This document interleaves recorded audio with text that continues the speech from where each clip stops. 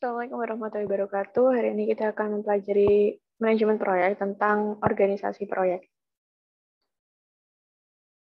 Jadi sebelum kita masuk ke yang lain gitu, kita mempelajari organisasi proyeknya dulu.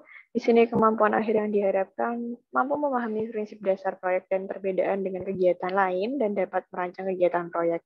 Kemudian kriteria penilaiannya, mahasiswa dapat menjelaskan fungsi organisasi proyek, jenis-jenis organisasi proyek, dan proses penyusunan tim proyek dengan tepat. Yang pertama ini ada organizational function gitu, fungsi organisasi ya. Nah, ini overview-nya, jadi proyek beroperasi dengan batasan organisasi berdasarkan struktur dan aturan pemerintah. Untuk beroperasi secara efektif dan efisien, maka manajer proyek perlu memahami di mana tanggung jawab, akuntabilitas, dan wewenangnya itu di dalam organisasi. Jadi jangan sampai overlap ya.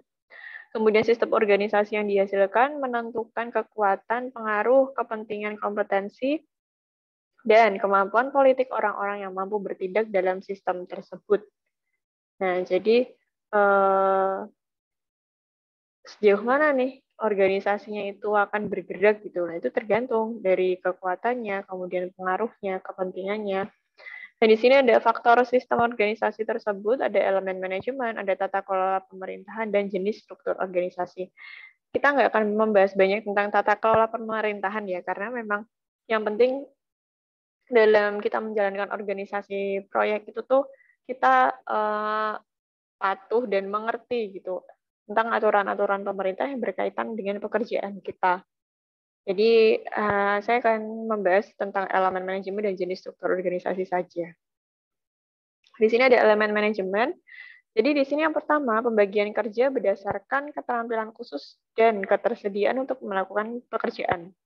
Nah, jadi harus ya, jangan sampai pekerjaan A diberikan kepada departemen B gitu. Nah, padahal ada orang-orang departemen A karena dia nggak suka gitu sama departemen A, jadi malah dikasihin ke orang-orang di departemen B. Nah, itu jangan sampai seperti itu. Kemudian wewenang yang diberikan untuk melakukan pekerjaan, jadi harus jelas wewenang-wewenangnya. Kemudian tanggung jawab untuk melakukan pekerjaan dengan tepat yang ditugaskan berdasarkan atribut seperti keterampilan dan pengalaman gitu. Disiplin tindakan, misalnya menghormati otoritas orang dan juga aturan yang berlaku. Kesatuan perintah, misalnya hanya satu orang yang memberi perintah untuk tindakan atau aktivitas apapun kepada individu. Nah, kalau kita itu adalah staff dari project A, ya berarti kita harus menuruti gitu perintah dari project manager kita. Nah, makanya ini harus jelas ya antara yang wewenang tadi itu. Apakah nanti ketika, misal karena saya itu adalah aslinya di Departemen A gitu, saya bergabung dengan project AZ gitu. Nah, nih untuk atasan saya yang di Departemen A ini agak ngeriwahin ini, misal, kamu ini nanti request kayak gini lah. Kayak gitu, jadi jangan sampai kita tuh kayak ambigu gitu. Ini saya harus nurutin yang mana ini? Nah, ini makanya ada pentingnya kesatuan perintah itu. Jadi hanya satu orang yang memberi perintah. Kemudian kesatuan arahan, juga misalnya satu rencana dan satu kepala untuk kelompok kegiatan dengan tujuan yang sama. Gitu. Nah, kalau kita di project ya berarti tujuan kita adalah di project. Gitu. Satu rencana, satu kepala jadi satu. Kemudian tujuan umum organisasi lebih diutamakan daripada tujuan individu. Nah, ini ya pasti tujuan project-nya kan yang harus kita tuju gitu. Nah, tujuan project itu kan juga harus sesuai sama tujuan organisasi kita. Nah, itu jangan mengesampingkan dengan tujuan individu kita gitu. Aku ikut project ini tuh biar dilihat sama atasanku gitu. Jadi biar aku nanti bisa promosi gitu. Nah, itu jangan sampai. Ya mungkin ada kita intinya berusaha maksimal ya. Kemudian dibayar secara adil untuk pekerjaan yang dilakukan. Nah, meskipun kita staff misalnya, tapi ini padahal saya bekerjanya itu lembur loh pada ngerjain project ini gitu.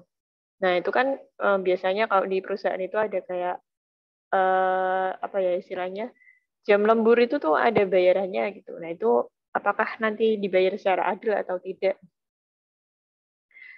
Kemudian penggunaan sumber daya secara optimal, ini pasti ya, sumber daya apapun, mau materialnya, mau manusianya, dan lain sebagainya. Kemudian saluran komunikasi yang jelas. Nah, kemarin kan kita sempat bahas kalau project itu akan menimbulkan konflik gitu. Nah, mungkin itu karena ada saluran komunikasi yang nggak jelas. Nah, ini harus diperjelas. Kemudian bahan yang tepat untuk orang yang tepat, untuk pekerjaan yang tepat pada waktu yang tepat. The right man in the right time gitu. Nah, jadi harus bagus semua gitu ya. Kemudian perlakuan yang adil dan setara terhadap orang-orang di tempat kerja itu. Pentingnya itu ya, karena itu akan membuat atmosfer itu kita menjadi enak gitu loh kalau kerja. Jadi nggak yang udur-uduran atau apa namanya, aku males kerjain ini soalnya si bapaknya ini pilih kasih sih. Nah, itu jangan sampai menimbulkan seperti itu. Kemudian keamanan posisi kerja yang jelas. Nah, ini kalau staff ya staff, kalau misalnya memang leader ya leader gitu. Jadi harus aman posisi kita, jangan sampai leader malah diperlakukan seperti staff. Keselamatan orang di tempat kerja pasti ya, apalagi project gitu. Kalau di luar gitu kan pasti ada aturan untuk K3-nya. Kemudian kontribusi terbuka untuk perencanaan dan pelaksanaan oleh setiap orang pasti. Jadi kita harus open minded gitu, sharing knowledge dengan masing-masing anggota. Kemudian moral yang optimal. Nah, intinya ini sih tetap memperlakukan dengan baik gitu. Nah, ini masuk ke organizational structure. Ini ada struktur organisasi, functional organization, project-based organization, dan matrix organization. Jadi, kalau yang sering itu pasti adalah fungsional, yang sering kita temui. Di sini fungsional, each functional group perform their own project independently. Jadi, biasanya mereka itu bikin project-nya ya di ininya sendiri mereka gitu. Di masing-masing fungsionalnya mereka. Kemudian, nah ini strukturnya. Jadi CEO, Presiden, VP Engineering, VP Marketing, Vice President Manufacturing gitu. Nah, ini di marketing ada Sales Manager, Advertising Manager, NPD, R&D. Nah, ini mereka berjalan di masing-masing fungsionalnya. Kemudian ada Project-based Organization. Ini benar-benar semuanya itu tuh project semua yang dikerjain. Jadi koordinasinya ya langsung. Misal project manager A gitu, staffnya ini, project manager B ini, project manager C ini. Jadi full of project gitu untuk aktivitasnya di dalam organisasi itu. Kemudian di sini ada matrix organization, lainnya ada shift eksekutif, ada beberapa functional manager gitu. Kemudian ada manager of project manager. Nah, ini biasanya itu di beberapa perusahaan besar ya, seringnya pakai matrix organization ini. Jadi, fungsional tetap ada, tapi ketika ada project, ini nanti akan ada manajer dari project manager tersebut. Nah, biasanya project-nya ini terdiri dari beberapa staff di beberapa bagian functional manager. Jadi kayak dulu di tempat saya, itu project manajernya itu juga sebenarnya ngambil dari salah satu fungsional gitu loh. Nah, kemudian saya yang staffnya di situ. Terus kemudian teman saya yang di bagian QC itu juga jadi staffnya di project itu.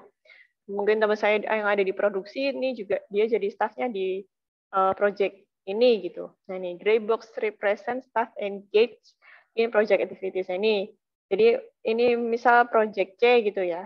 Terdiri dari fungsional satu atau departemen satu, departemen dua, dan departemen tiga gitu. Nah, ini untuk untuk project B ini terdiri dari departemen A sama B aja, departemen satu sama dua aja. Nah, ini untuk project C ini cuma terdiri dari satu staff dari departemen satu. Nah, kayak gitu. Ini strukturnya CEO, Presiden, Engineering Manager, Marketing Manager, Operation Manager. Nah, ini dari staff-staff, ini nanti diambil untuk masing-masing project.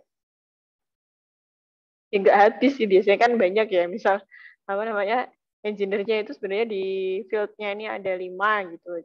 Tapi yang berkecimpung di project itu ada 3. Nah, ini biasanya kita slicing sih pekerjaannya. Jadi ketika kita ada rapat project ya kita rapat gitu. Tapi ketika pas kita nggak ada kerjaan di project itu ya kita melakukan pekerjaan kita yang utamanya, yang umumnya gitu, yang biasanya kita kerjakan.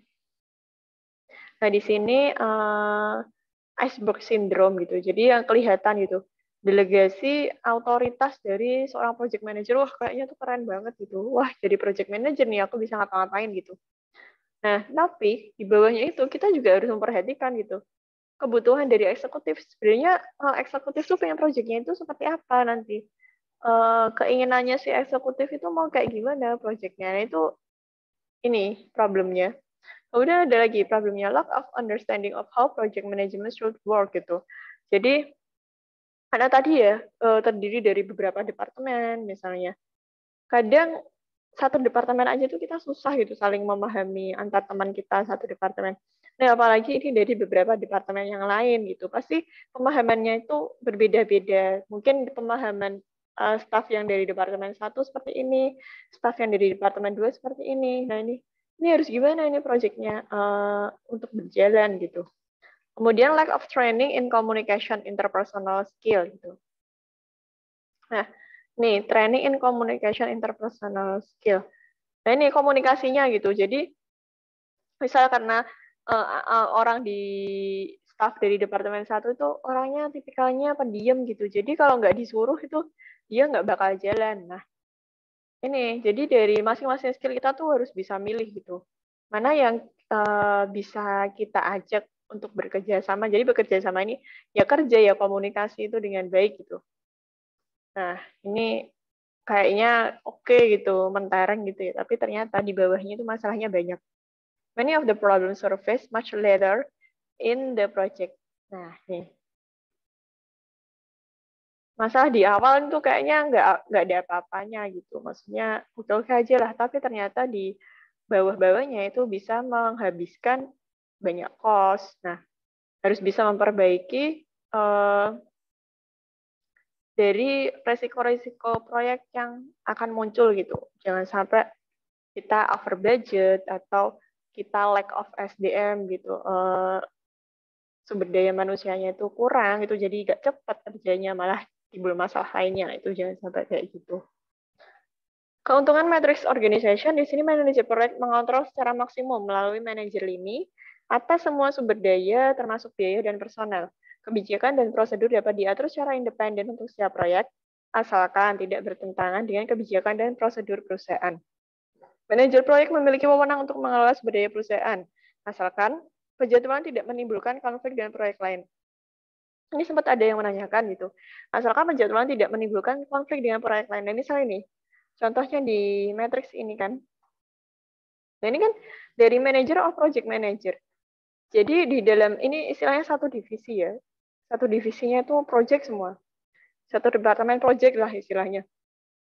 Nah, ketika satu departemen project itu pasti akan ada beberapa project yang berjalan gitu. Misal project A itu tuh timeline-nya bulan Januari gitu sampai kapan gitu.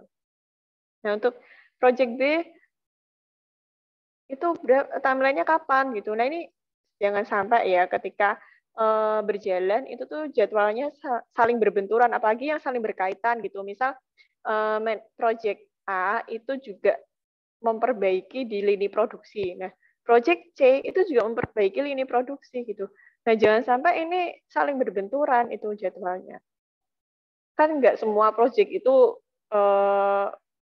satu ini ya, satu apa ya istilahnya, satu bidang atau satu masalah gitu. Nah, jangan sampai yang masalahnya itu hampir sama atau berada di bidang yang sama, itu jangan sampai jadwalnya bertabrakan gitu. Nah, itu yang dimaksud untuk asalkan penjadwalan tidak menimbulkan konflik dengan proyek lain. Jadi kayak gitu. Jadi bisa aja loh, kayak saya dulu di project A gitu, teman saya ada yang di project C gitu.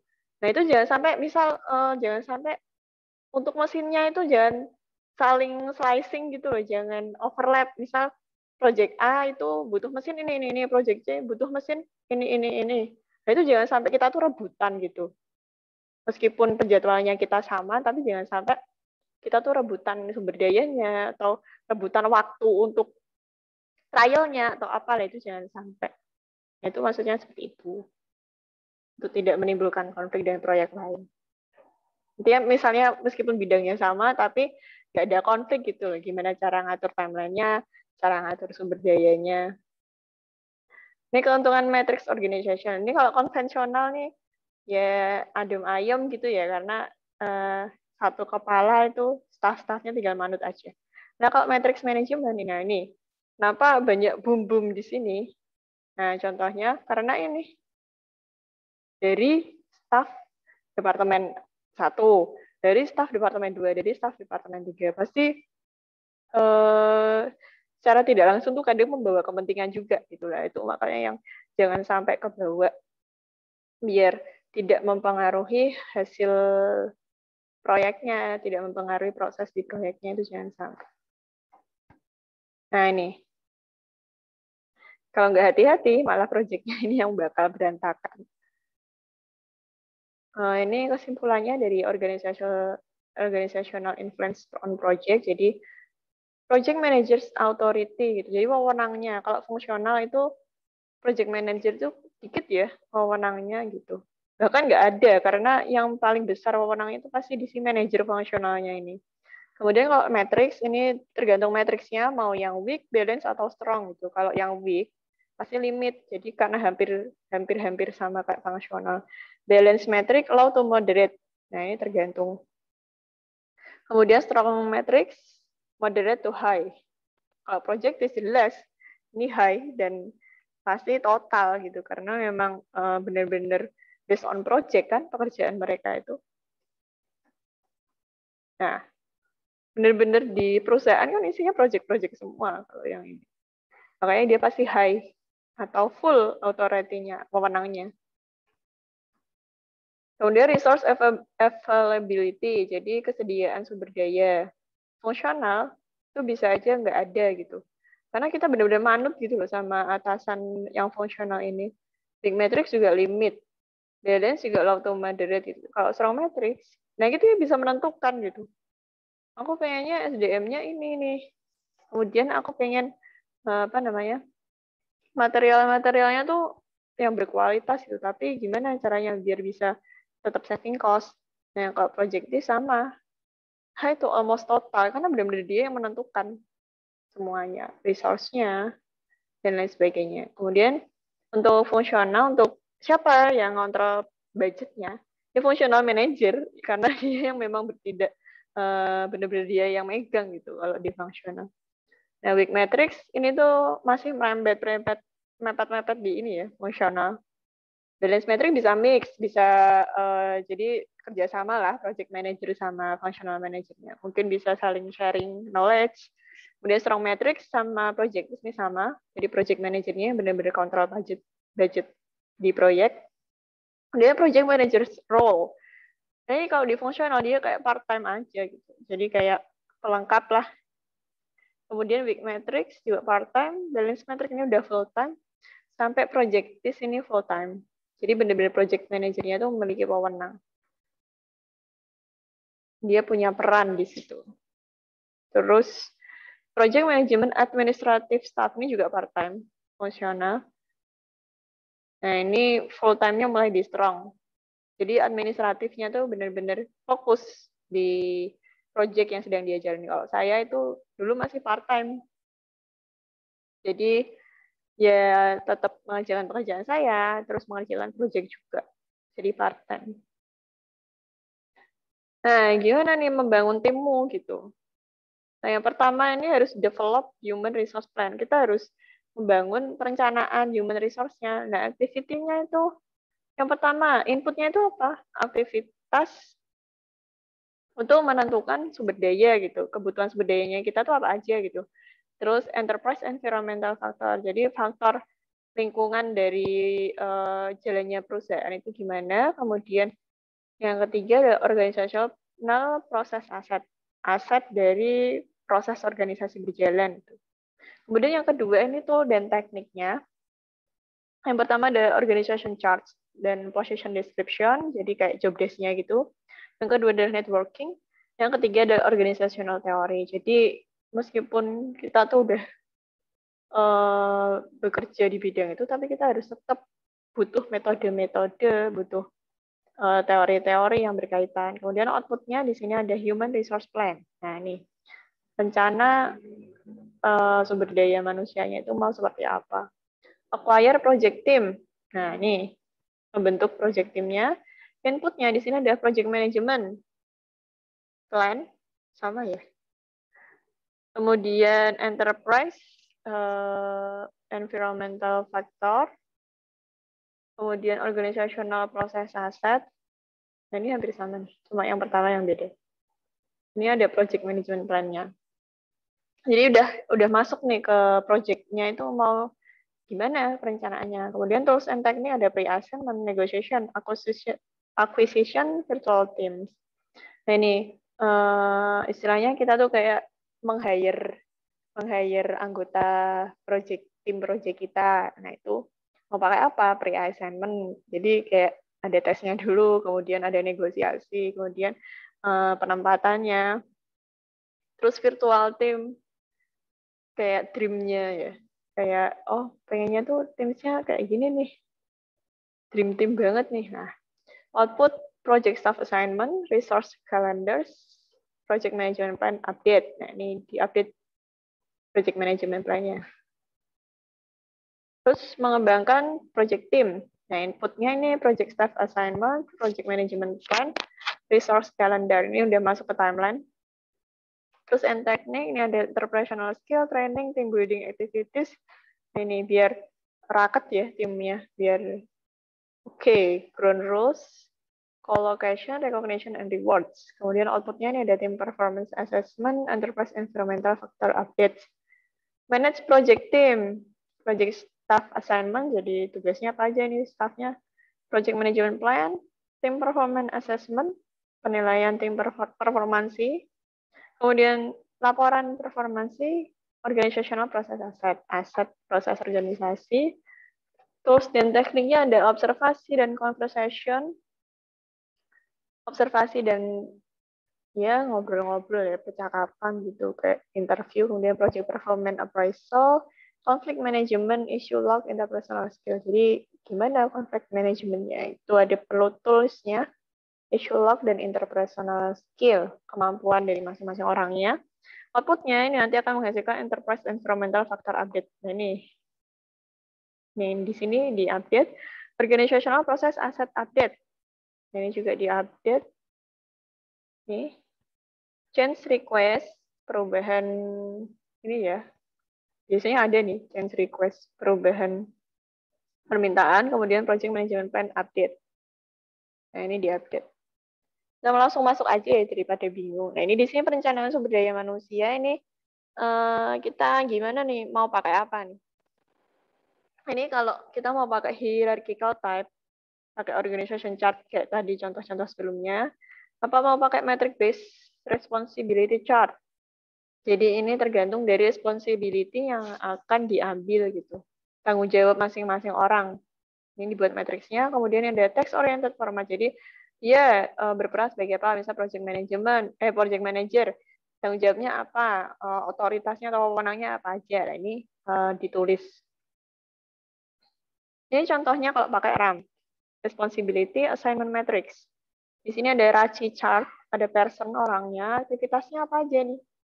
Define, design, develop, test. And ini untuk define dia sebagai accountable. Kalau design ini dia sebagai inform, develop dia sebagai inform, testnya juga dia sebagai accountable gitu. Tanggung jawabnya. Kemudian kalau band ini dia ada responsible-nya satu nih. Nah, ini dia di aktivitas define dia responsible, tanggung jawab. Yang lainnya ini ada design and develop dia accountable. Kalau test dia sebagai inform. Tanggung jawabnya adalah inform. Dan seterusnya. Ini ada matriks-matriksnya. Ini biasanya berdasarkan ini ya. Job desk-nya dia. Sama posisinya dia.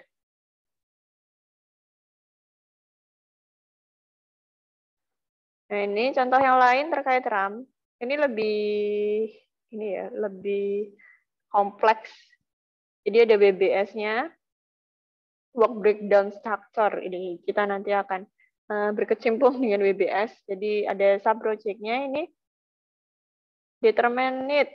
Jadi kita mendefinisikan kebutuhannya itu apa aja. Ada taksnya itu untuk A1 tuh ngapain kalau mau mendefinisikan kebutuhan, terus yang kedua itu ngapain. Nah ini, nah, kalau yang segitiga ini responsible, yang lingkaran penuh ini support, yang kotak penuh ini notification, kemudian yang lingkaran bolong ini approval. Nah ini project manager, dia yang pertama sebagai approval, terus yang kedua ini notification, jadi dapat notif ya dia. Ini contract administrator approval, project engineer di sini sebagai support ketika di fase determine. Kemudian di fase yang task kedua ini dia sebagai sebagai responsible yang bertanggung jawab. Industrial engineer ini posisinya ya. Yang pertama dia bertanggung jawab ketika untuk mendefinisikan kebutuhan, itu pekerjaan kita di situ. Kemudian sebagai support untuk yang task kedua. Nah ini ada appropriate request, ternyata kita juga bertanggung jawab untuk menulis apa sih request-nya gitu. Request-nya itu dari mana aja, apa aja. Dan field manager di sini ini kayak apa sih, leader ya istilahnya. Leader di sini, support di sini, notification. Nah, jadi kayak gitu. Ada yang bertanya kalau bagaimana sih menentukan aktivitas-aktivitasnya gitu. Benar nggak ya tadi pertanyaannya? Saya cek dulu.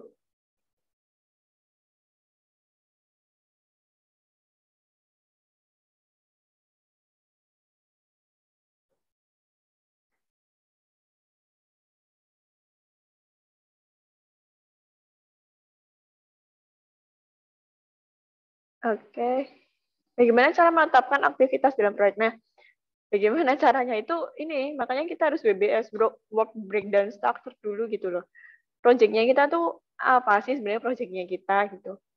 Nah, dari situ kita tentukan sub projectnya itu mau dibikin apa, dipecah berapa gitu. Misal dipecah jadi 3, yang pertama itu adalah batch 1, yang kedua batch 2, yang kedua batch 3. Nah, isinya batch 1 tuh apa? Nah, biasanya batch 1 itu tuh kayak yang masih perencanaan-perencanaan gitu.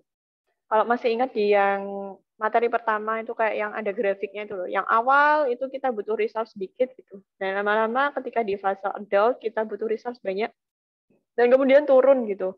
Di fase yang terakhir, penyelesaian lah biasanya resource-nya itu dikurang-kurangin. Nah itu kita menentukan itu dari situ. Jadi tergantung proyeknya kita apa, terus tahapan-tahapan kita mau dipecah berapa. Nah, ini menentukan work breakdown structure-nya, terus di sub-project. Nah, sub-project ini apa aja, kemudian dari masing-masing sub-project ini kita tentukan task-nya. Task-nya itu aktivitasnya itu apa aja gitu. Nah, itu nanti yang kita jadi panduan ya untuk membreakdown task-nya itu. Nah, ini nanti kita bisa menentukan, oh dia posisinya itu sebagai ini, oh dia sebagai ini, nah kayak gitu. Kemudian menempatkan sumber daya manusia. Jadi membangun sebuah tim gitu. Siapa aja yang seharusnya satu tim dengan Anda kan tergantung dari skala serta kompleksitas proyek kan. Nah, kalau misalnya nggak terlalu kompleks terus kalian butuhnya bilang kalau orangnya butuh 20 orang gitu. Nah, itu kan tergantung dari skalanya juga. Ternyata kalian seharusnya cuma butuh 5 orang aja tuh udah oke gitu, udah mewakili. Nah, itu yang perlu dipertimbangkan. Kemudian mencoba untuk mendapatkan perwakilan dari setiap area fungsionalnya kayak tadi.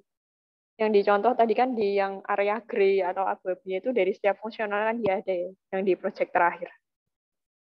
Kemudian membangun tim, evolusi tim menurut Tuckman gitu. Yang pertama adalah forming. Nah, forming ini kan masih pembentukan ya. Kita butuh informasi, terus organisasi kita, terus strukturnya mau gimana gitu, konteksnya mau kayak gimana nih. Di pembentukan tim awalnya itu seperti itu. Kita butuh informasi, oh dia kinerjanya seperti ini gitu di divisi ini dan lain sebagainya gitu terus. Kemudian masuk ke fase storming, kan udah dibentuk nih. Nah, fase storming ini adanya konflik.